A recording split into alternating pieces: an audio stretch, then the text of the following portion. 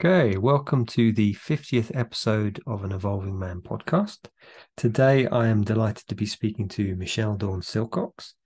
Michelle is a complementary therapist, spiritual counselor, and Reiki teacher. In her 20s, she worked as a model and then became a complementary therapist and a spiritual and relationship counselor. In her 30s, she had a near-death experience, which gave her a greater understanding of the work that she was doing. In the 1990s, she set up a healing centre in Hebden Bridge, which is still running to this day. Welcome, lovely lady. So, in preparation for my 50th episode of my podcast, I was like, who do I interview? And I thought, oh, I could maybe interview this person, this person. I thought, no, it's got to be someone really special.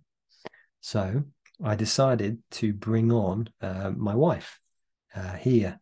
And yeah, so over the years, we've done the men's circle, the boarding school men's circle and the regular men's circle.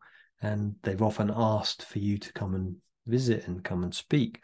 So I thought, oh, it'd be really great for you to come and speak a bit about being married to a boarding school survivor, your work, some of your journey.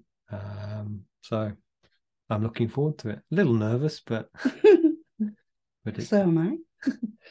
so I'd love for you to begin just speaking a little bit about your life and your journey, please, Michelle. Ooh, that's a big one. Um, I was born locally to here, West Yorkshire. West Yorkshire, and my parents lived and worked here, so it was very much mill towns. And my parents worked in the mills, making blankets and things. So they weren't very educated. And I went to the local school, and yeah, I struggled as a young person. Um, so I think I was a very deep and sensitive child, and yeah, I really struggled um, with life. At 13 years old, I took an overdose um, because, yeah, life seemed to be a bit harsh. And I felt very frustrated because of the way I was being brought up. But yeah, I didn't fully understand that. Um, and yeah, took an overdose. I was booked in to see a psychiatrist for 6 to 8 weeks after nearly killing myself. But I had like an angel of a psychiatrist who, and I went in there sort of bold as brass as I was as a youngster and saying, look, you're going to think I'm mad because I feel like I was put on the wrong planet at the wrong time and it's very dark here and I can't deal with it. And I thought it was all about love. And he was like one of those angels where he just looked at me and he went, wow, he says, you've got an old head on young shoulders. And he told me I was right. And just basically told me to hang in there, girl, until you're old enough to live your own life. And that was it. He says, I don't need to see you again. He says, I'll call your dad and we'll talk about boyfriends and makeup and stuff like that. And he says, but remember what I told you. And he was sort of like one of those people who come into your life and gave me, I always saw it as a golden thread to hang on to. So yeah, and then at school, I wasn't very academic at all. I was more of a dreamer, more creative. I was very physical. I did a lot of gymnastics and horse riding, things like that. And then, yeah, so not being very academic, it was like my friends were going to university and things like that. And when we left school, it was like I did want to pursue horses and things. But I couldn't follow that route because I didn't have the qualifications to be able to go and do the examinations. So I ended up getting into the modelling business. So I was a glamour model. Somebody saw me, and I was always seen as a very pretty young girl, and said, "Oh, why don't you do this?" So basically, I got into that world, which was very eye-opening. Being a glamour model, topless, and as a young girl, it was like also exploring. It was like, oh, what's all this about? And it got quite seedy sexually. But again, I was like, oh, well, what if I try this out, see if I like it? And if I don't like it, then I say no. So that took me into all sorts of realms and worlds to learn. And being a young teenage girl, trying to learn about my sexuality as a woman, and what it was all about, because we didn't have parents that would teach you anything about that. And I was fascinated. But eventually, yeah, it was like I had a bit of a revelation, sort of like in my 20s, about all that sexual, and I started to see it at a completely different level. It was like something just like a veil shifted, and it was like, oh, there's something really, interesting, and to learn that we just don't know, we're not taught about. So I went deep into that, deep into trying to understand sexuality, sexual energy, which led me into looking into all sorts of different things. I come across books on Taoism, Hinduism, tantric stuff. So I started to sort of nosy into all that and see what that had to say. So that took me on a path, but also, so about 17 years old, I started having severe headaches, which I got diagnosed as cluster headaches, which were absolutely horrendous. And for a few years, they just put me on painkillers and stronger painkillers. And then eventually going for scans and brain scans. And they told me that the cluster headaches, what was actually happening in the brain was the blood vessels were expanding so much that they feared I could have a brain hemorrhage. So then my life changed, as in, oh, I could die at any point, and they were bad enough as it was. And sometimes I was hospitalized with them because That's 4 or 5 weeks at a time, wasn't it? Yeah. Yeah. So it was absolutely to the point of, I had to take diamorphine, which in the end didn't work. So they rushed me into hospital and tried me on steroids and things. But so that sent me on another road of looking really deeply into death and, well, what if this is it? What if I go this time? So when I got pregnant, I was terrified because I thought, well, what if, I have to go through pregnancy and then I have a headache and, those horrible drugs and things. But that didn't happen. But it just sent me on a journey of meditation and really thinking about death and what does death mean and what does it feel like to let go of family and friends. And then when my son came along, it was like, I'd have the headaches maybe once, twice a year sometimes. And yeah, it just sent me into a huge exploration of death and reading about death in other cultures, like I say, as in, from Hinduism, Buddhism, Taoism, and deep, deep looks into, what is death. And then at one point I did have a near-death experience where I was in and out of consciousness for about 10 days, but I'd have moments of like popping out of all the pain, all the worry, and I'd see the most incredible things. And it was like as if there was teachers there teaching me. And I'm going, oh my God, this is amazing. And then sort of looking down at my body and my life going, wow, there's more to life than what I ever dreamed. And sort of because of my studying of Taoism and all the other religious things and, Christian mysticism and things, it was like, oh, wow, this is what I'm experiencing. So it started to make sense.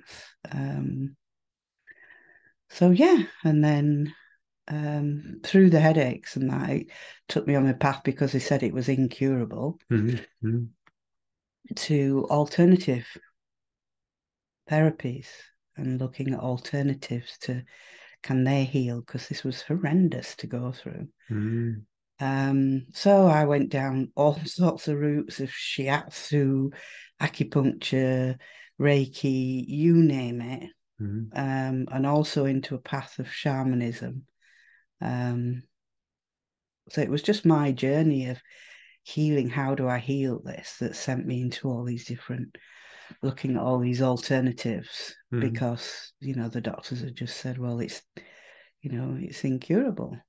So, and by doing these, I'd actually go and learn how to do Reiki, learned how to do reflexology, lots of other different alternative therapies. And learning that myself seemed to be helping hugely. And then joined a group that were teaching metaphysics. And it was like, oh, this makes sense. I sort of understand this. So yeah, I've been a very deep thinker, deep person, had some, what I think in psychology you might call some peak experiences, and how do I integrate that into my life? And I had a long relationship with the father of my son. And then because my life all had to change, he wasn't into that, so we parted our ways. And but I'd been with him for 18 years. And I spent 7 years on my own then, setting up a healing centre in Hebden with a few other women, which ended up basically two of us, because there were lots of complementary therapists, but all doing it from their homes and things. And it was like, oh, we need a place to bring it all together. And it was a bit far out then. That was in 99. Yeah. 1999 we opened in December, I think it was. So I was always being forward looking, and then seeing them come into, everyday consciousness about, essential oils and homeopathy and all things like that. So yeah, and I spent 7 years on my own, moved up here into our little farmhouse. And which we're still living in. Yeah. And did 7 years on my own of really deep looking into my shadow self, working on that. And being on my own, learning to be on my own, and who was I when I'm not in relationship, and sort of gathering myself back together again and asking questions of, I quite like myself, and I got to a point of really loving being here. People used to think I'm a bit tough at first. I used to walk up, we've got a 1.25 mile track, and I'd have my big rucksack on and walk up and chop my wood for the fire and everything. It was like, yeah. Stick your head in the water trough. When I had my headaches, that was very helpful, being on top of the moors here and having ice cold water to bathe in and stick my head in. and sort of like did a lot of inner work and more studying. And so I was like 7 years celibate on my own and learning to love myself more. And then it just felt like, something was telling me, oh, now can you hold this spirit of self-love when you're in relationship? Yeah. And it was like, oh, I don't know.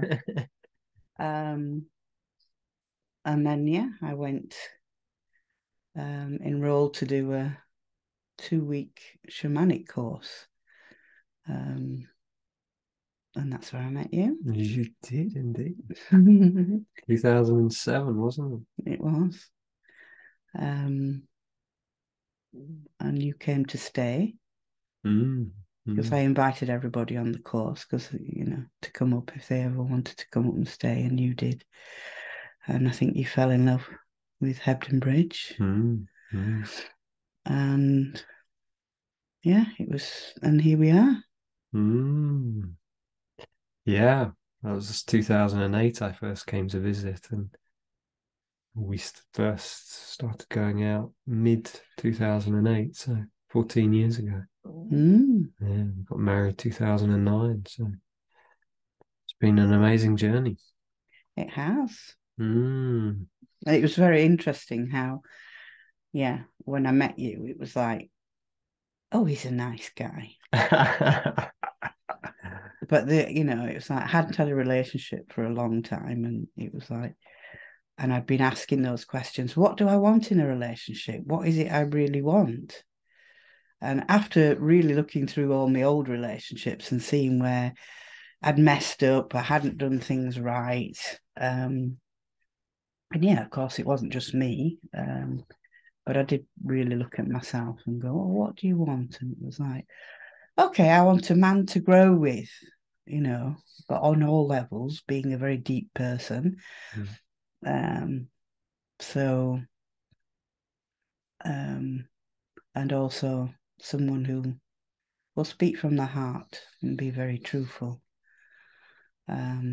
Because as I learned as women, when you start really, getting rid of your old patterns and you start coming back to you and realizing, oh, that feminine energy of sort of like really feeling the world, feeling deeply, and knowing that, if men or a relationship and he wasn't truthful, you still feel it, you still know.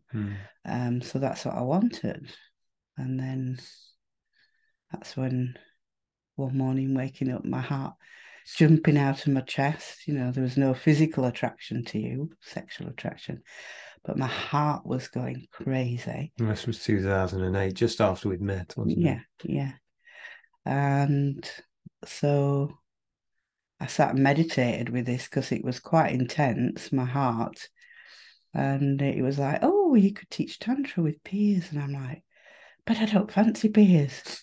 And it was like, oh, is this some sort of strange test I'm going through? Or life throwing me one of these curveballs? And then, so we went out for a walk and I spoke to you and told you.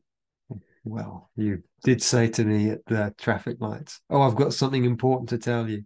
I said, well, yeah, what is it? He says, no, I can't tell you now. And I'm like, what do you mean? You can't tell me now. You can't say that. So he says, oh, you wanted to teach Tantra? And I said, sure. Yeah, I'm up for doing some workshops together. And you were like, no, you don't understand. It means to be together as in partnership, to live together. I'm like, oh, let me think about it. Well, and you looked at me and went, well, I don't fancy you. Yeah. And I said, well, I don't fancy you either. And I said, well, I've done what I felt I had to, which was speak from the heart. And so I left it at that and said, well, you just go and think about it. And as long as I've done what I felt I needed to, which was speak from my heart. But then you went away, you did a week of shamanic workshops and came back and said, I would be honoured to be your partner. So for me, it was a very different way of entering a relationship than what had been normal. And here we are. Yeah. sort of like I asked you if you would speak from your heart, even if you think it's going to hurt me, and to tell me the truth. Mm. And you did. I did. It's been And it was blooming painful sometimes. well, me too. Yes. But I wanted a conscious relationship, a very conscious relationship. Mm. And so did you. Mm. And then you got to know you, and you telling me about your Buddhist background. So we did have a lot of things in common, even though very different backgrounds. You went to boarding school. Yeah. I was a wild, crazy young woman who went to a comprehensive and who did a lot of drugs and was quite a wild child. But here we are. Yeah. That's it. And still together. Yeah. 14 years together, 14 and a half years. So it's been an amazing journey, very challenging at times. Very. And I think that's partly what I wanted for us to go into a bit is, this idea of boarding school, because often when you've spoken on the men's circle, it's coming from that perspective of the boarding school survivor, someone who's been to boarding school, but also men. What we're going to talk about today, it's not just ex-boarders. It's almost like it's a common pattern for men, but with us, it's just amplified, it would seem. Is that right? So not sharing our emotions, men in the UK certainly are like that. But for us as ex-boarders, it's amplified, So I'd love for you, so one of the, I guess, where I'd love for us to begin, because we spoke about this yesterday when we were talking, what we would talk about is the masculine and the feminine. I think that's really important to understand relationships. So let's begin there. Yeah, I think for me it was yeah, so I suppose at one point it was heartbreaking. It was like going back to a story at 13, and I had a boyfriend for 6 months and we were so in love. And his parents went off for the day and we ended up making love for the first time. And I remember running home, somewhat naive in a way, and telling my mum that I just made love at 13 years old to my boyfriend. And she was so shocked. Her mouth dropped open and I could see her brain going, and thinking about all sorts of things. And I said to her, well, now you can tell me everything. And bless her, part of that was her shame because she didn't know anything. And I'm going, but Mum, you've had 3 children. You've had the 3 of us. But she didn't know anything really. But it opened a door to me being very open with her. But sadly, it was like, oh my gosh, what is this whole thing of why don't we know about sex? Why are we not told apart from, at school? I think we did a little bit of anatomy and then shown all these sexual diseases that you can get. Nothing about the emotions and connection or anything like that. So I think that was another thing that inspired me to go looking. And after years and years, it sort of seems like it was very much the Taoist way of looking at yin and yang. I did sort of 9 years of Tai Chi and Qigong and a bit of Bagua, and working with that and understanding masculine and feminine as these like basic principles in life. That whole creation of the masculine and feminine creating another being, which I delved into very deeply.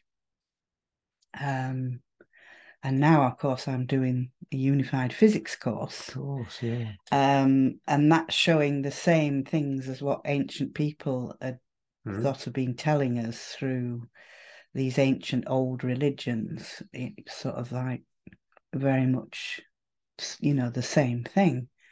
of these principles of masculine and feminine, and how it was seen that we have them both within us. Mm. And the idea for them in Taoism or Tantra or things was to bring the union, the yoga, the yoking, the union of that within us. But then seeing it like then played out in the masculine and feminine, as in man and woman. Mm. Mm. Mm. So as well as looking at where's the masculine and feminine with us, it was also about the masculine and feminine. And this is how in this 3D world we create life, is through, other human beings come out of other human beings. Mm. Like we're fractal. So it was like, oh, let's get back to these basic principles of what is masculine and what is feminine. And I know they're both within us, but how do they play out in relationship with a man and a woman? Mm. The masculine and feminine. So I spent, a long time looking at that, working with that, and going, oh yeah, it's just like, let's bring it back to simple, very simple, and the basic principles of masculine and feminine. It's nothing to do with gender in a way. It's just to do with these principles in life that are in everything. So what would you say is the feminine then? Well, the feminine is always seen as the receptive, Mm-hmm. and it's like the open. It's like the feminine to me is like the representation of life. Mm. So anything that's in this 3D world that's, that lives is the feminine. So even down to the elements, So I always say that is like, the feminine represents life. The masculine represents like the awareness of life, like consciousness. So look at feminine life, masculine consciousness. Just keeping it at them simple. What does that mean? And then seeing within me as a woman and seeing all my women friends, the women in my family, and and how they behave, how the men behave. And it was like, oh, coming to this thing of, yeah, what do I feel as this deep woman? The more I go deeper into myself as a woman and into my feminine, it was like, wow, it's a very deep place, and it's all about opening but opening and flowing. So emotionally, for the feminine, it's that wanting to flow like the wind. The wind can be soft and gentle, but can be like a tornado. And the sea as well can be, like a mirror pool of stillness. But the next minute, can be a raging storm. And it was that feeling, that aliveness, with those energies moving through you. So it was like, oh gosh, yeah, that's what. And then speaking to women, and later on doing women's circles, and speaking to younger women, and then speaking to men, and realizing, oh, these are so simple. I think we've forgotten a lot of what masculine and feminine is. It's all got quite distorted, and it's like, oh, let's get back to basic principles of masculine and feminine, and how do they work within us. You might be a man but you got more feminine and you want to express that. Brilliant. Or you might be a woman who, right, she wants to do the masculine thing, go out, earn her own money, be a CEO of a company or whatever, and she's right in her masculine. But then noticing through my own work, that women who are in that very masculine role, suddenly when it came down to sex and communication with men, they really struggled. Because they wanted a man and a man to take them. But because they're in that real masculine energy, what they will attract will be a more feminine man. And this is what happens with those like opposites of masculine and feminine. And they always say, like, you know, in the bedroom, in sex, the greatest sex you can have is if one plays the role of the real masculine and one plays the role of the real feminine. And then you've got a bigger spark gap between those two, to make it really juicy and lovely and take you up higher as well. And that was another lesson, you know, learning about the sacredness of sexuality. And, you know, the energy of that. So looking into that, it was like, yeah, come back to basic principles. You know, a woman more than anything wants a man present. Yeah. Yeah. Like really here, like men tend to be up here in their heads, and it's all going on here. And I'd say for ex-boarders even more so, that we've just dissociated, gone up into our heads, we've lost connection with our emotions. And that's something that I've found with you, certainly my monastic experience, helped me to connect to my emotions more. But you've also really helped me to balance them out, because I think I was a bit over emotional when we first met. You were, which was quite a delight in a way, because I've been used to men that are quite shut down. And then you'd done all that work. So it was like, oh, wow. You know, he can actually show his feelings, his emotions. And it was quite amazing, because I was a little bit the other way, whereas I've always been one that's taken care of family. You know, it's like in my community, you know, for some people, you know, I've looked after a lot in my community of people.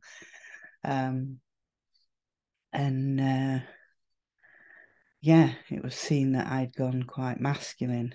And I wanted to really go more into my feminine and open, but, you know, realizing that to do that for a woman is very scary. Very scary. It's like, you know, wanting to be completely open and flowing. But with that, it's having the masculine there to really be present and hold that space. So that the feminine can flow and can flow emotionally. But also, you know, it's when the masculine, to me, that's his job. The consciousness is to come right into the body and be fully present. And it's called present because it is the present. It's the gift to life, which is the feminine. So when a man's fully here and fully present, he gives his gift to life. He opens and penetrates life. But when he's fully here, he does it with his heart, with love and his strength. So it's a beautiful opening of life. So I see that as in the principles of life, but also in man and woman. You know, those, if you want to go that route and grow and learn about that, it's like, you know, there's so much to learn about. Yeah, well, a man will be happy then when he's fully here and present and he's on his mission, he's doing what he needs in life. And for the woman to have that space held, to be able to then open and open more, and to be able to flow with her emotions. So thank you. What kind of comes to me, coming back to 5 minutes ago, you mentioned that men, we go up into our heads, into our thoughts. How do we cultivate that presence more, to be more body in our bodies? Oh, there's many ways. There's many ways. You know, depending on what type of man you are, you could be a man that could be physical, you know, often getting into the body more.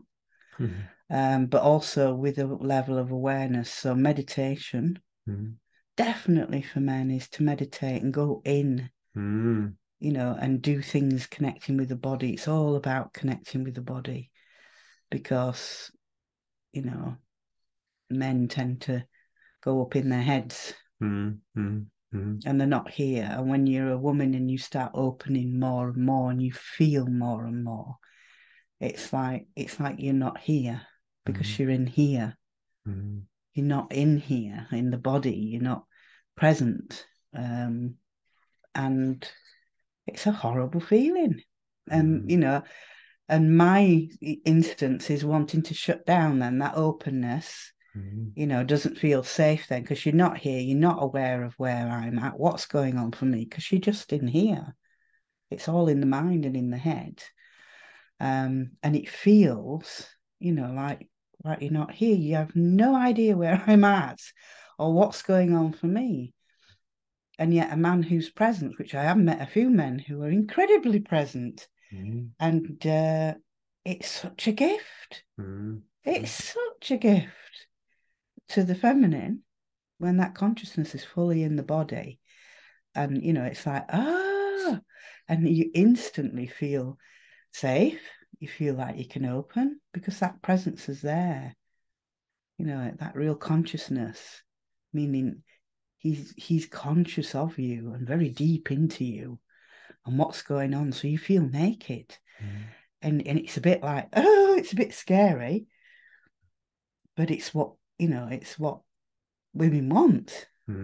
Ideally, you know, it's like I've talked to tons and tons and tons of women, you know, from all different backgrounds. And at first they're like, oh, I don't really know what I want, you know. But then when you mention, well, what does this feel like when your man's really here? And it's like, oh, yes, yes. So I think just starting on those principles of how do we do that? Men, it's like meditate, get out of your head, do any sort of whatever you're drawn to do, exercises in, you know, coming into the body, learning meditations that take you into your body, you know, be aware of your feet on the ground, simple things that just anchor you really into your body. And then you feel better because you're not all up in here and stressed. It's like, you know, you can do things with your body, you know, simple bits of qigong or whatever. It's like, oh, bring yourself in. And then, you know, the feminine, because I mean, you go in a pub or anywhere and you look at what men are attracted to and people think, oh, it's because of her physical body or whatever. But more often, it's like, who's the most open woman in the room? And it shows, it doesn't matter what they look like, but who are they attracted to? It's like on a bit of a deeper level. It's like it's the open woman, and who's a woman attracted to? And she might be scared of at first, but it's a very present man. It's like, oh, gosh, he's here. Oh, I can see him. You know, he's fully here, and it's very attractive to women because, you know, as we know of practicing this ourselves, of how lovely it is when we can, you know, polarize and take those roles. I mean, during the day, if you've got to work, you can dance with your masculine and feminine within you. But in a relationship, this is what, you know, years I've been trying to suss out. Well, what's the optimum? You know, what's you know, do we take the physical, the emotional, the mental, and the spiritual? It's like looking at it very holistically. And how would we evolve? How would we grow? And I think, you know, in the West, we've either thrown the baby out with the bathwater, but we don't even know how this works. You know, it's like we're not taught how it all fits together. Whereas you look at other cultures from way back, and they had methods and understandings of, wow, you know, there's an inner engineering going on. You know, it's a technology that we've barely touched upon. You know, there's more subtle and subtle levels. Again, it's like fractals of how deep you want to go. But also in consciousness to expand as well, how, you know, you want to go. So, you know, I think for men, it's that, you know, you hear now about all the suicides of men. It's like they're not taught, you know, it's like we stopped, we sort of like, I used to call it, oh, we're in the playground. You know, I look at politics and go, oh my God, we're still in the playground. You know, it's like, you this, you know, and it was like, is it really? And then through doing my explorations and meeting like wise elder men who are very present. It's like, oh, that's the model. That's what, to me, I would love to see in politics, even though they probably wouldn't want to do it. But men who have stepped through that boy and become a man. And you see it in indigenous cultures where, for their mental and emotional well-being, they're taken through processes of initiation into manhood or whatever, because it helps the mental, emotional to understand what that means, of letting go of the boy, becoming the man, or for the woman, letting go of the girl and becoming the woman. What does that mean? And I think we could learn so much from indigenous cultures about that, because we've got a big gap. Yeah. I see we went through this, what do you call it? The age of mechanisms and, technology, but it's all left brain. It's very much left brain. And it's like we've scooted ahead with that, but we've not caught up emotionally. Our right brains are not being balanced, not being working. And again, bring that back to the yin yang, the masculine, feminine. And it's sadly lacking. And I think this is what we see now, with a lot of people, like you say, people like yourself who've been to boarding school, who completely shut down emotionally. So that's, connected to the brain, it's connected to everything. So the stress and then the illnesses that come with that, and women now becoming more masculine. And, to me, because I was into feminism years ago, and then realized, oh, well, hang on, there's a lot of feminists that are doing exactly what men are doing, which is very, it was toxic feminism. And we don't understand those roles and are very basic, the principles of it. And you can dance within that. But, going back to these basic principles of what is this and how does it relate and how do we relate in relationship with it, I think, have been questions I've been asking for a long time and sussing out, because, just in my own family and friends, just watching relationships break down and how people just can't talk to each other, and especially certain subjects.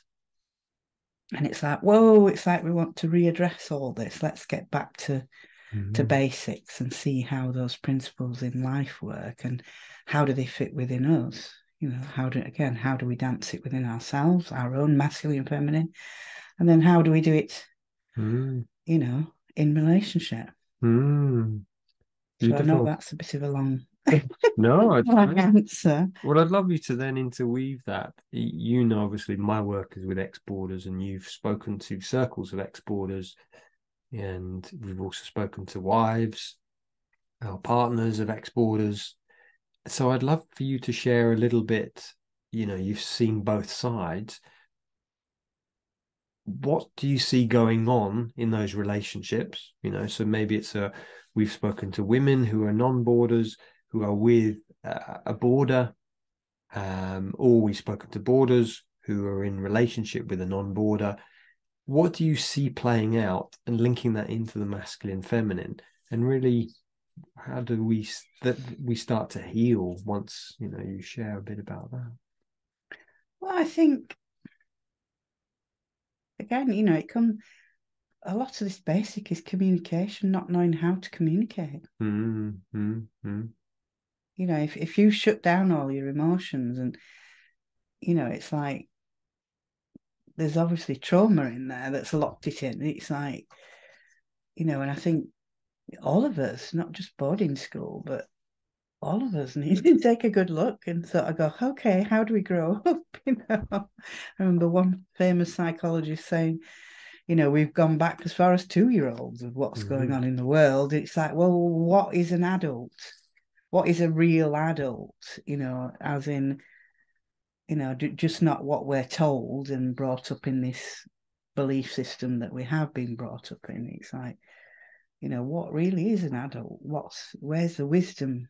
Because I know in my women's circle, and young women just wanting older, wise women to tell them these things, and they just get it, And then through talking to the men, and the men going, and having a bit more of understanding of just, again, working with those basic principles of not fighting and arguing about masculine and feminine, or male and female and gender. It's like, whoa, whoa, whoa. We're hitting on people's buttons here. And people get very frightened when they're not fully aware of things. So what was your question again? I've gone off on It's okay. a You're in the tangent. feminine. I You're am. It was to do with boarding school and this idea of you've seen both sides. What are some of the common patterns, or what are you seeing? You mentioned about them shutting down their emotions. Yeah, shutting down and control. It's like what I saw with you. And I still go into that from time to time, especially was Yeah. it a couple of weeks ago when I was going off to film. It was like, Yeah, I yeah. can Yeah. be. And it's very subtle. It's very subtle. Yeah. Because but I understand it because you had to defend yourself to be able to cope with being in that situation at boarding school. I mean, that, I think I would have probably killed myself or done something, because not being able to break out of that environment and go home,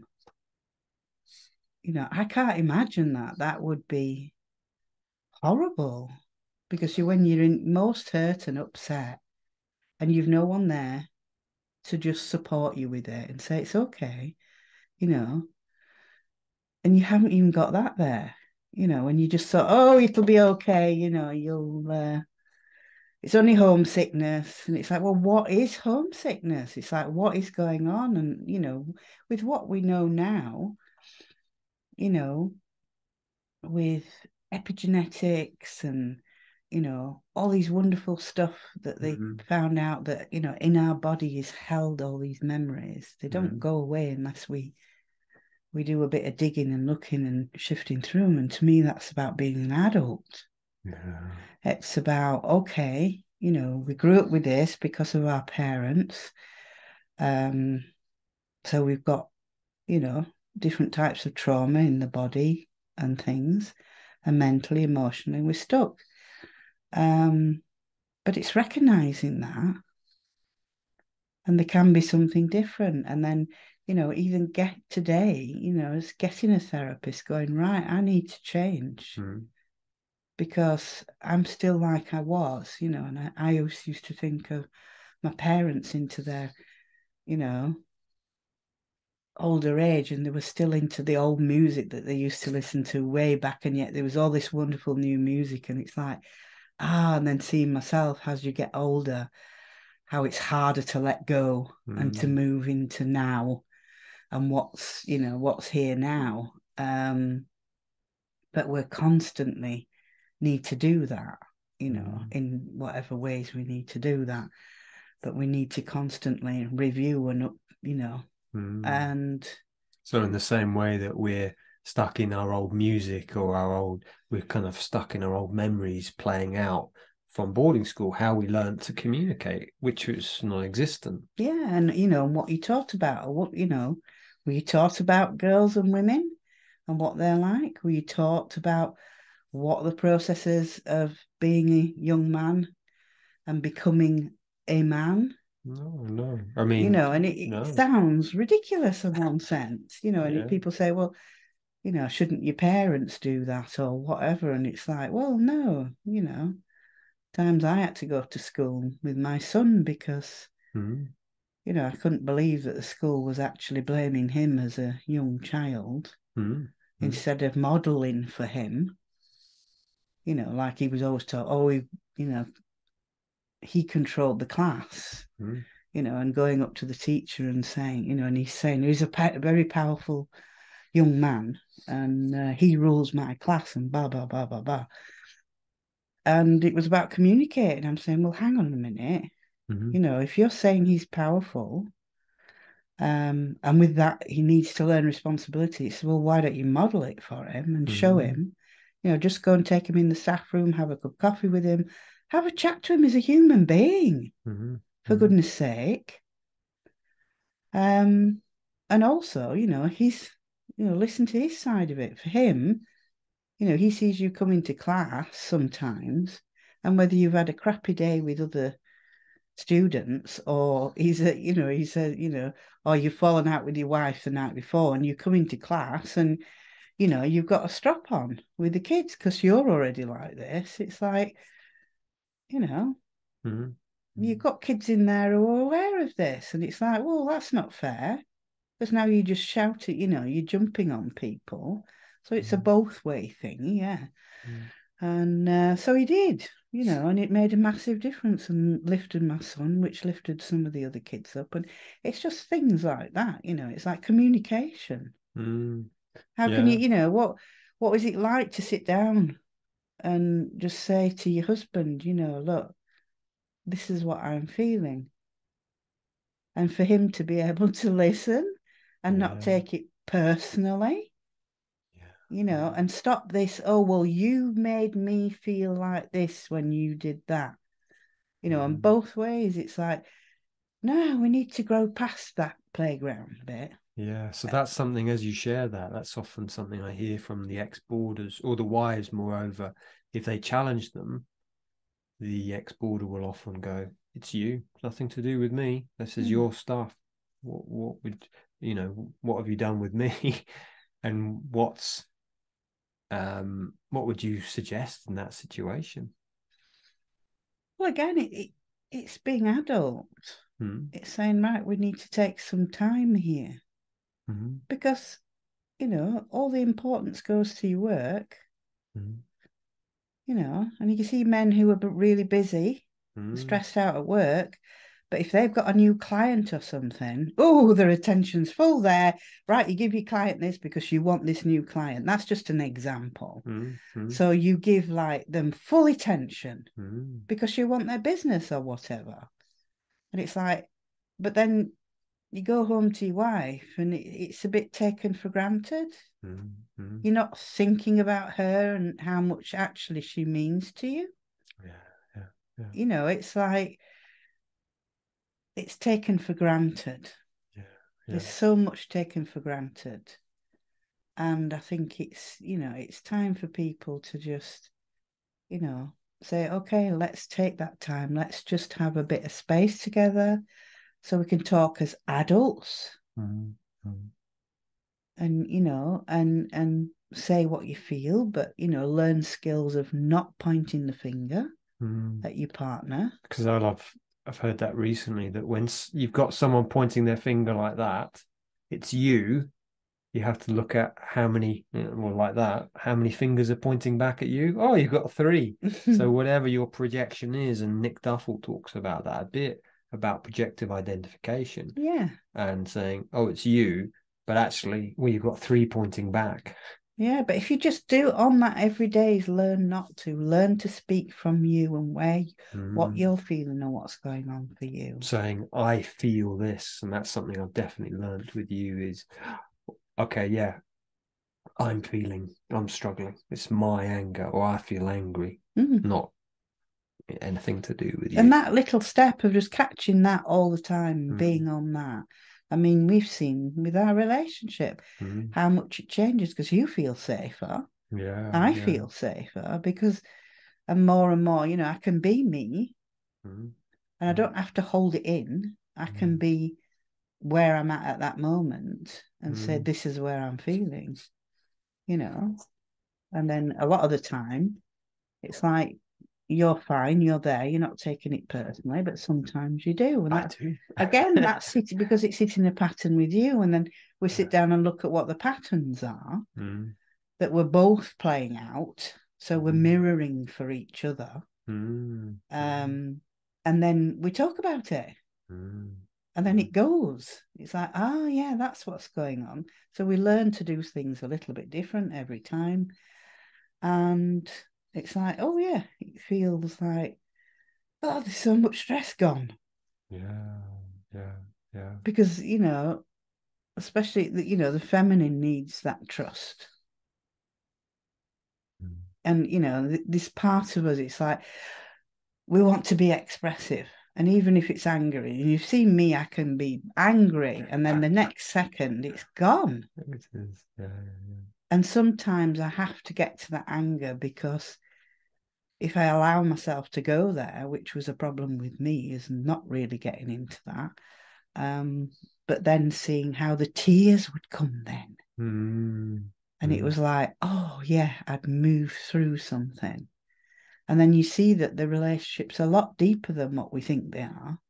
And we can really grow together, really become happier together, learn all these amazing tools that then you can take out into life. Because again, you can fractal that as, for men going out to work, going into their life, opening and penetrating life, or women who want to do that and get into their masculine and be present and open life.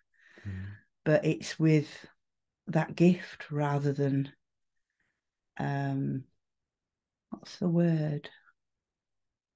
Like violent. It's not violent. Because men tend to be, it's this aggression and violence. So we're disconnected from our emotions and we take that into the world rather than sorting ourselves out, becoming more present with what is, and then going out into the world. But often, like you said, it's disrespectful or hurtful if I've come downstairs and I'm angry. Yeah, and I think men don't realise that. It's like, they're feminine within them, but the woman, when she's really in her feminine, it's like, and children feel it. If somebody walks in the house, we feel everything. Once, you learn as a woman to develop your feminine, and as I say, you're opening and opening, so you're feeling at greater depths into life. You're actually feeling these subtle things, things. And that's the thing that women have lost a lot of. It's trusting their intuition, trusting that inner knowing that, we feel on different levels. Oh, yeah. Some of the things in our relationship, you've gone, what have you done? And I'm like, how'd you know that? I didn't even know I'd done it, but I've done it. Oh, yeah. Well, yeah, because we feel. It's like what do they say that, with our senses we take in so many bits of information. Oh, yeah. But actually around us and our whole body takes in so much more, but we sort of ignore that because we've become this into the head and the intellect and the mind. And instead of integrating heart and, being very grounded. And it's like, you can be so much better human being and happier. It's like being more present, being here, both men and women, but understanding those principles and how they dance within us. Right, I need my masculine because I need to do this, that, and the other. I need to get it done. So you pull on that, and then it's like, whoa, and then you come back to opening. Right, you stop, you're quiet. You can open, you can radiate. As a woman, and feel them subtle differences. And I think in relationships, it's understanding that, wow, the masculine and feminine can dance rather than fight. And it's like we've lacked this trust and the ability to communicate.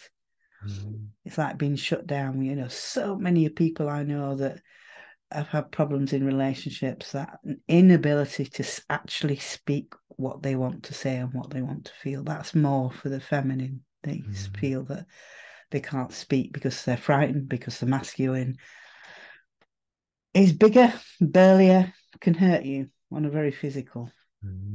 Women can do it through this. They're very clever because, they abuse that, again, that ability to know the unseen worlds and feel into things that, they then can abuse that by, really pointing the finger. So it's like, yeah, balance. And I think for boarding school, yeah, it's like also with you, like I say, is what's the gift? Once you can recognize it and you see it in our culture, like I say, in politics and things like that, to me, and lots of older women like me think the same, because I've spoken to so many, that it's like they're all like little boys, and Mm, you want, part of you wants to slap the legs and go, come on, what's going on here? mm, And you can see through it. It's like, yeah, you know, it's we've come to this state of where we're at, which, you know, it's like, oh, we're on the border. Are we going to make a change? Are we going to make a change? And, and I know people say, oh, make a change in consciousness. But it is. It's like it's a mm, change in the way we think, the way we're aware of things, the way we understand things. And it's like, are we willing to do it? And at the moment, there's so much push. You see the young ones with all the transgender, and it's like mass confusion mm, of what basic principles of life are. mm, mm, mm, And again, bringing a spirituality into it at some level, whether it's through your religion or whatever. But, we are physical, we are emotional, we are mental, and we are spiritual. And mm, I've done years of work on looking at things from that holistic point of view as, right, where's that imbalance within me? mm, But I think, we'd be a lot better place if we started to go, okay, we mm, need to change. mm. I do love what you say there. It's like, what's it triggering within me, that thing of pointing, keep coming back to me. What's that within me? What's that triggering? It was like a couple of weeks ago, I was triggered. It was like, I can see those earlier patterns, those earlier things, those earlier memories, and then I can work through it. If I keep looking at me, if I look at you only and say, well, it's your fault, you were like this, then, well, I've given you all my power on one level, Mm-hmm. but I've also, I'm not doing that inner work. If we all did that, just kept going within, oh, what's that? Mm-hmm. It's like I was saying on the way back from London. There was all the noise, football teams making lots of noise, and I was kind of feeling angry. And it was like, what's that within me? And realizing that's what I was like 20 years ago, shouting and screaming, football hooligan. And it's like, like seeing that's within me. Mm. So Yeah. I'm aware of, let's just check the time. So we've been going probably an hour and 10 minutes already. I'm like, Yes, yes, yes. It was amazing. Great. So I'm just thinking we've kind of covered quite a lot of things, really. I mean, some of the key traits of exporters in relationships. We've spoken about that, control and manipulation, um, projective identification. Yeah, we've done that. Workaholism. I guess, because I see this with not only exporters, men, full stop, but also our leaders and this thing of shutting our hearts down. It's something I learned to do again, to open my heart up. But I'd love you to speak about that, like how we as men open our hearts again, and especially some of these leaders that we see, like the Boris Johnsons, or who've learned to shut themselves down. yeah, well, how do you do it? Well, it starts with, do you want to do it? Mm, mm, mm, mm, You know, there's many ways. It's like, look at books, read books, go to a therapist. We need that now mm, because we don't have the communities. We don't have the elders in our communities to go to like we would have done, or Indigenous do. They've got a lot of amazing attributes that, we could tap into. And I'm sure this culture did it a long, long time ago. mm, And we throw the baby out with the bathwater saying, oh, well, that's primitive or whatever. But no, we went on a very primitive path in one sense with all this technology. mm, It's like, yes, it's good and it's useful. But, again, I love how the Indigenous say, when they made, big decisions in their tribes about things, mm, there was a thing called the children's fire, mm, where you didn't make a big decision until you looked at how that would affect the next 7 generations. Yes. You know, it's like, so when you're doing something like nuclear fuel, you know, how can we get rid of the waste instead of it just being waste? And we, you know, can we not transform it into something else? We didn't think about that because it was like, oh, we need this electricity. We don't think about that. And this is how we can do it. But there's all this nuclear waste afterwards or something else. That's just an example. Mm. And so looking at how does that affect the next 7 generations? What are the pollutions when we made plastic? You know, did we think about what was going to happen? Mm-hmm. What we'd do if we're making all these bottles and things, and, you know, how would we deal with that? You know, why do we not think if we're going to make something, then how is that going to affect everything around us? Rather than, well, we make this because it's convenient. Oh, and it makes life a bit better. But we haven't even had any forethought into, well, actually, this could become a big pollution thing and it doesn't degrade. And, you know, we haven't waited and thought. And again, it's like left brain. You know, it's all this. We don't think like that from the left brain. It's just, oh, that's the next step. That's the next step. Let's do this. Let's do that. It's this very linear rather than, oh, well, how does that affect this and affect that, you know, which is the more right brain of inclusiveness, and everything affects everything else, you know. And again, you know, in metaphysics, we're taught that how everything affects everything else. And now in my actual unified physics course, you know, they've now shown, or, you know, that everything does affect everything else. Mm-hmm. So, you know, it's like changing our way of thinking. And, you know, and for me, it's for the kids, you know, what, let's do this, you know, let's get this sorted out between us in relationships. How can we pass this on to our children? Mm-hmm. You know, if you've got a boarding school man who's completely shut down, how does that feel to his children? Mm-hmm. You know, and they've no idea because they don't feel. So they don't feel what's happening to their children and how the children are so open, you know, kids are, and they feel it, you know, and it's like, you see it now. You can go into a shop, and if a woman's really angry with a kid, but you know, the more open you are, the more you can feel it from the kid's point of view, how the kid's actually feeling. And it's, you know, it's such a shock because we're huge, we're adults, you know, and they rely on us completely. And there's all that entanglement with them. And it's like, yeah, it's, I just think we could do things so much better, Mm-hmm. you know, if we just, and cultivating, you know, love within us. You know, and that's how I dealt with you, is coming back to me and just doing my breathing. You know, if you're doing something and it's suddenly I've cottoned on to what's going on at a deeper level, and so I just do my work, you know, I'll just sit with me, breathe into me, and get myself in a good space, which is always gratitude.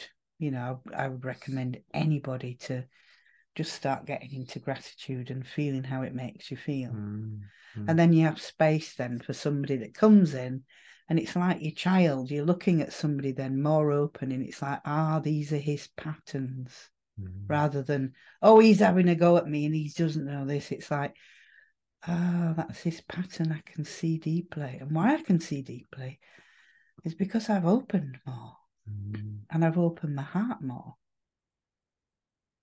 And I would say that was the gold from my father. My father was, when I was a little girl, was very violent, physically violent. You know, he had like they did in them days, he had a made leather strap, big thick leather strap, that any tiny thing you did wrong, and it was like over the arm of the settee, knickers down, and I got beat.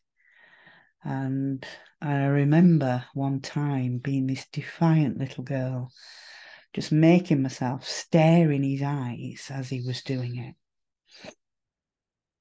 And then something hit me, and as a child, I didn't fully understood it, but it was like I could see his little boy.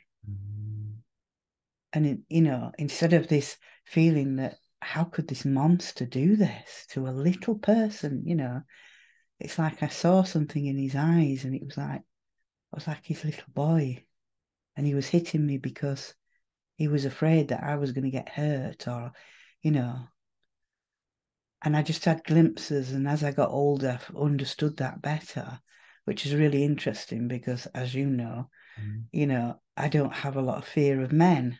And I've had to deal in my therapies and things like that with, quite violent men. But when I look in their eyes now, it's like my heart just goes up because I see the little boy, I see his patterns, I see his hurt and his pain. So I use that feminine heart open to not let you get away, to let you know what you're doing, so but love you through it and be able to be soft and open and say, well, this is what I feel is going on, and we share it, we talk about it. And then we both see, you feel safe enough then to say, oh, yes, and be honest, be the man, be honest about it. And then, it helps me then to be able to flow with my emotions because I can keep open. Because soon as men's not here, women want to go into that masculine, they shut down, close up, and get angry. And get really angry because it hurts. Because that man's supposed to be giving his present, his gift to her. And that's very deep. But we feel it. And when it's not there, it's sad. And you know what beauty could be. You know what you could have because you see, in your husband, the good, but you see his shit as well. Yeah. And to me, it's like I want to nurture in you is that light side, that good side, all your, and get you to look at, well, what's the goal from boarding school? Because within every trauma, as I've learned through going through all my stuff, and also going through cancer and being diagnosed and choosing not to go the allopathic route and healing it myself. And it's like, going very, very deep. And it's like, what do you want in life? It's like, but you got to make an effort. What's important in your life? What's important in your relationship? And it's both to feel safe enough to be able to speak together, not blame each other, but go, you're a human being, I'm a human being, we're here and we want to have a relationship, but how can we do that that's really loving? But we can grow as human beings. We can, we can learn more and not just stay at a certain age and keep playing out our old patterns. How do we go through that? How do we come into the adult, the elder, of having wisdom about what we've been through? And then, we can pass that on to the children. And it just feels like everything's up in the air at the moment. There's all this turmoil of change. And it's like, what direction do you want to go in? Do we, to me, do we grow? Do we become deeper? Understanding this more on subtler levels, or people think it's going to come from mechanism, from AI and things like that. And it's like, oh, you don't even know what the body's capable of. That was a big trust, and I always see as my goal in life was cancer. When I got through that and I finally, they wanted to chop all bits out of my body. And because of the experiences in the past I'd had, it was like, no, I need to go and do this myself. And, the words of, what was it, terminal illness. Incurable Is to be cured within, incure. So it was like, right, go and meditate, go and, what is this about? What is this cancer? Why have I got this? And even down to whatever came to me, again, the feminine way of, look at your birth chart. Where's cancer? What's that about? So get a bit of information there. information because it was my womb. It's like where I'd abused this energy and sexual energy, and then by meditating, being enlightened to what it's all about and deeper understanding of it. And everybody can do that. And also seeing, that all your problems are the past, what you've seen as problems, there's a little nugget of gold or a little diamond in there for you. And can we look at that? But often we're so much in trauma, we can't do that. But we can make little steps towards change. And then we have a whole different view on life. And we like I call it stepping into the magic. It's like lifting, becoming more contented, becoming more happy. You've still got your challenges in life to go through. But you change your frame of thought around it. Life could be an adventure. And even when, horrors of horrors hit you, dive into it. And where's that treasure? Where's that bit of nugget? As I say, I've spent many, many years doing this. But that's how I see it. It's like communication, because I do see, and now we've met other boarding school, it's like, yeah, you can see the pattern of, especially with the men, haven't seen many boarding school women, but with the men, the holding of that trauma, and it's in their whole body, and it's like, hello, they can be talking to you, but it's like they're not here. Hello, he's thinking in his head. He's no idea what, so there isn't a real depth of community. Everything's, superficial. A lot of superficial things, which superficial has its place. But when life becomes more superficial than deep. Just like that idea of when we are being superficial, it's just a drop. Okay, what am I feeling? Okay, I feel some tension in my body, feel tension in my belly, my chest. And then once we learn that, it's like relearning a language. Oh, I think it's fear. That's what I'm feeling. Yeah, and it's time, but it's like, be kind to yourself. At least hold your hand up and go, maybe things, I'm carrying a lot of things from my childhood that I need to let go of and move into becoming an adult. Because how can we become adults? Proper adults, as in wise, benevolent human beings. Or are we still going to be in the playground? And, you meet people and, it's like, again, children or animals they can be all smiley and go, oh, how are you doing? And really confident, but you're feeling them. And what you're feeling is telling you something different to what they're being. So they're not being authentic and real. And you really suss it out with people, and it becomes very unpleasant because it's sad to see they can't be who they are. But children have to put up with this. Our animals have to put up with it. We have to put up with this. The planet has to put up with this. Yeah. And, and it's a fractal. It is. It just goes out and out and out. So let's just start by, being kind and daring, having that courage in your heart to open your heart to share where you're at and learn that new language of, it's not you, but this is how I'm feeling.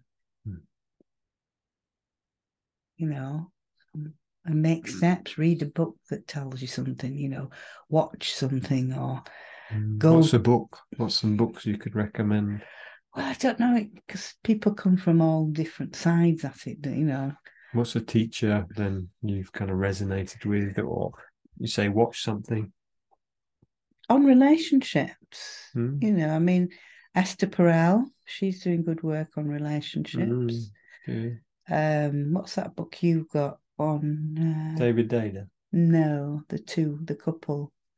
Oh, Gay and Katie Hendricks. Yeah. Yeah. Loving Ever After, Conscious Loving Ever After, or Conscious Loving. Yeah. Those two are great books. Yeah.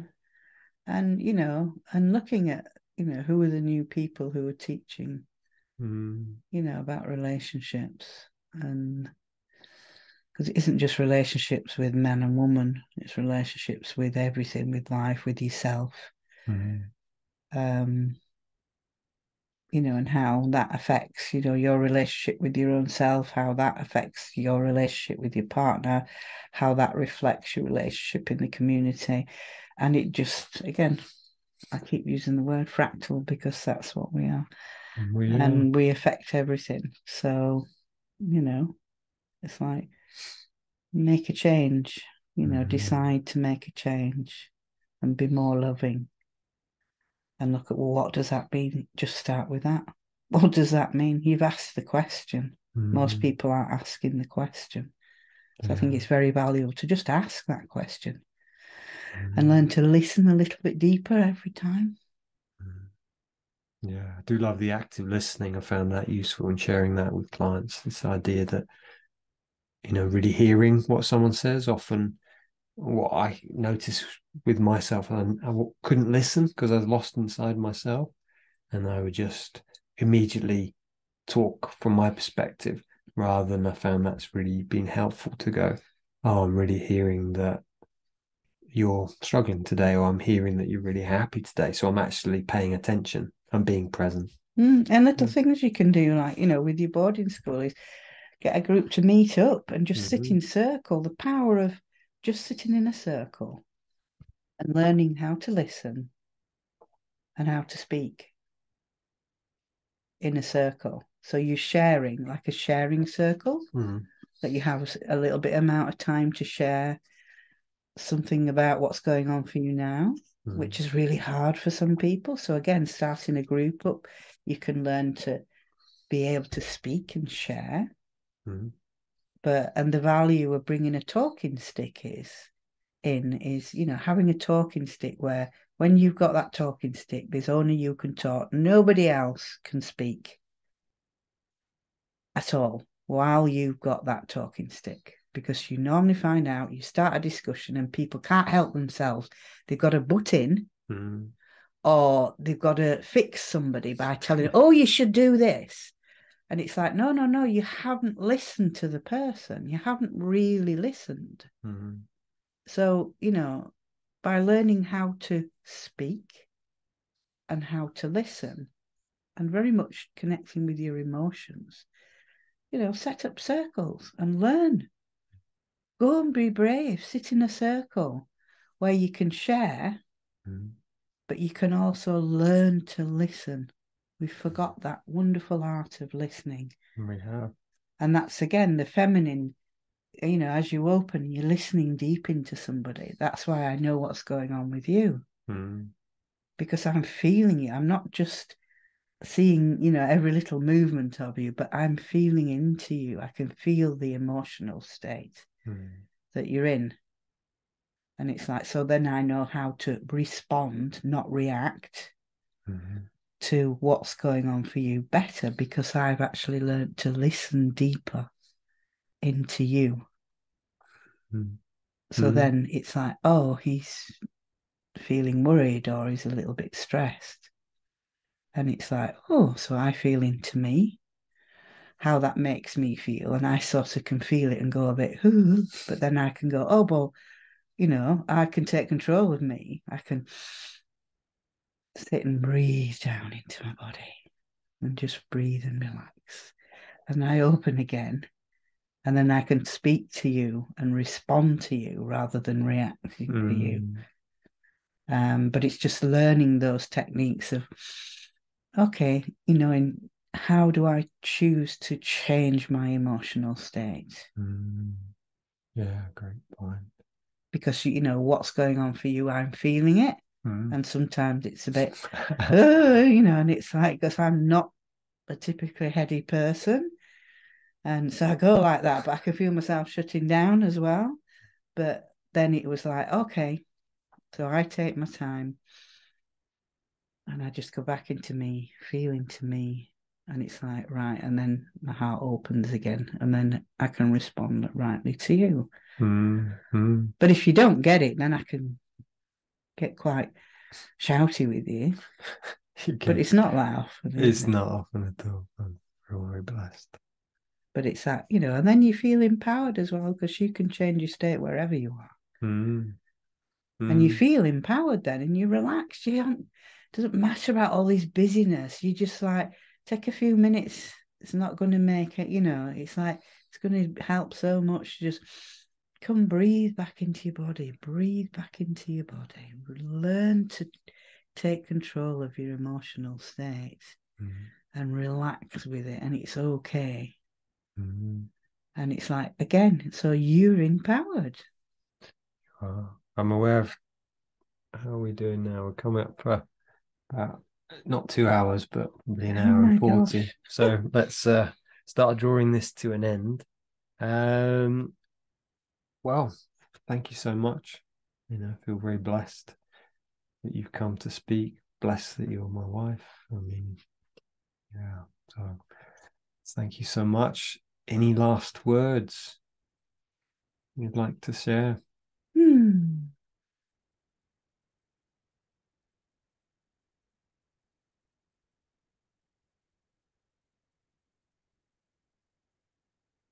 I think, yes, become empowered. Be kind to yourself.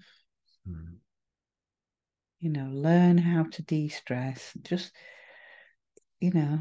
for me, it was like, it's time we grew up. That's what I feel. It's time we grew up. And how do we do that? We've not had that passed on to us.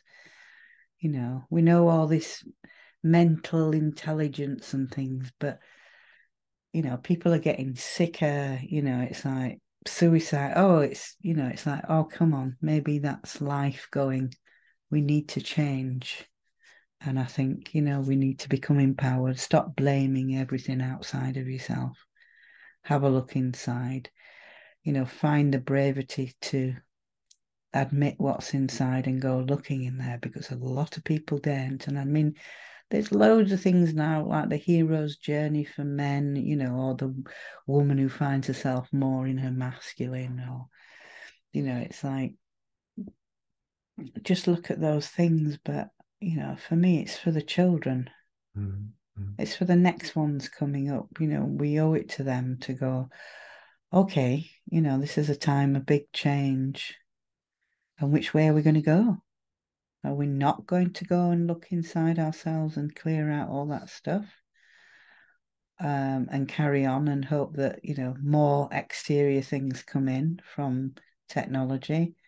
Or do we realize and have a deep wisdom about our own bodies and what's going on there on many levels, and that we don't know anything about it? We don't know how to use the breath to calm things down. Everything's so simple, really, that we make it really complicated. And it's going back to understand the body and the emotions. And we make that step. However little, we make that step. And for me, it's for the children. It's like you look at your grandchildren, are they going to be as confused when they grow up, not knowing what on earth's going on? Or are we going to have some wiser people to just be able to gently hold them as they grow? And, give them clues and point them in the right direction and a bit of wisdom. So that's what, that's my passion, is like the children. It's like we could change so many things, but it begins with us and we're making the change. And I feel that, yeah, there's many ways to come in at it, like I did, from all different areas, and because I trusted my intuition and I went with it, and developing that. So I think Thank you, love. Thank you. that's my Blessed. Thank you. Mm-hmm. So, thank you to, big thank you to you. So we'll just draw this to an end. Okay. Thank you very much. Okay.